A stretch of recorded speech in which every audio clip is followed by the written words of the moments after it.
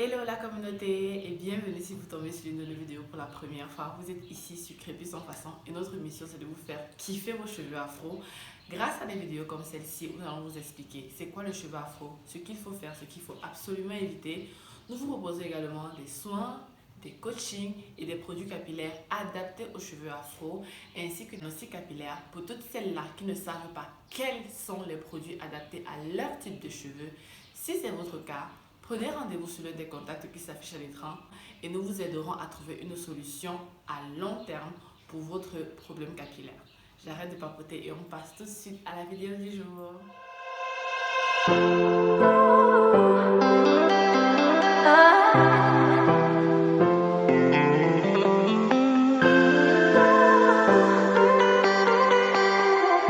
Aujourd'hui, on se retrouve pour parler du sébum et cette vidéo est en continuité de celle que nous avons postée la semaine dernière qui parlait du cheveu afro et de ses particularités.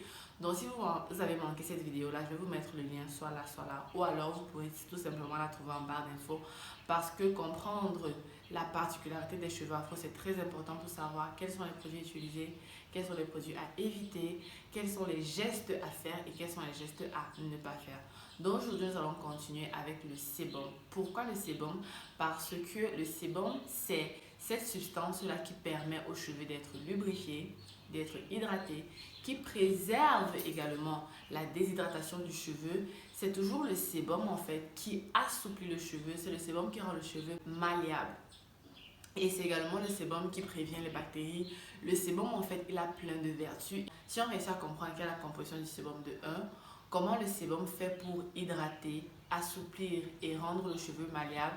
Maintenant, nous, on va savoir comment reproduire cela pour effectivement avoir des cheveux souples, malléables et faciles à coiffer. Le sébum, qu'est-ce que c'est? Le sébum est un film lipidique qui est sécrété par les glandes sébacées. Et ce sébum-là est constitué de corps gras que l'on peut trouver par exemple dans les huiles végétales comme l'huile de palme ou encore qu'on peut le trouver dans les beurres végétaux comme le beurre de mangue, et on peut également trouver ce corps gras là dans les graisses animales comme la moelle de bœuf qui est très répandue et très utilisée chez les haïtiennes par exemple. Elles sont également reconnues pour avoir une très belle chevelure. Qu'est-ce qui se passe donc une fois que le sébum est sorti de la glande sébacée?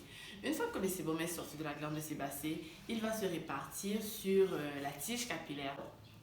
Ce sébum là, une fois qu'il va donc sortir de la glande sébacée et arriver au niveau du cuir chevelu, il va se mélanger avec de l'eau, avec la sueur, et il va former le film hydrolipidique. C'est très important de comprendre ça.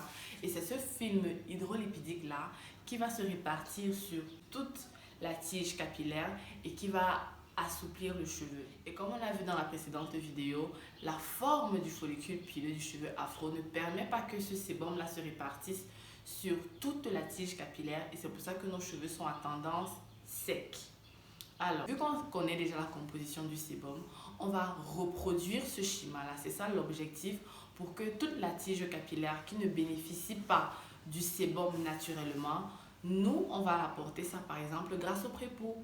Donc, on va faire un pré-pot, on va utiliser de l'huile, mais on va devoir vaporiser l'eau avant d'appliquer l'huile pour reproduire le film hydrolipidique qui va hydrater toute la longueur capillaire. Donc tous les produits qui n'ont pas une texture, qui n'ont pas une composition similaire au sébum sont les produits à absolument éviter. Merci d'avoir regardé la vidéo jusqu'à la fin. C'est tout pour cette vidéo et dans la prochaine vidéo, nous allons voir quels sont les produits à absolument éviter.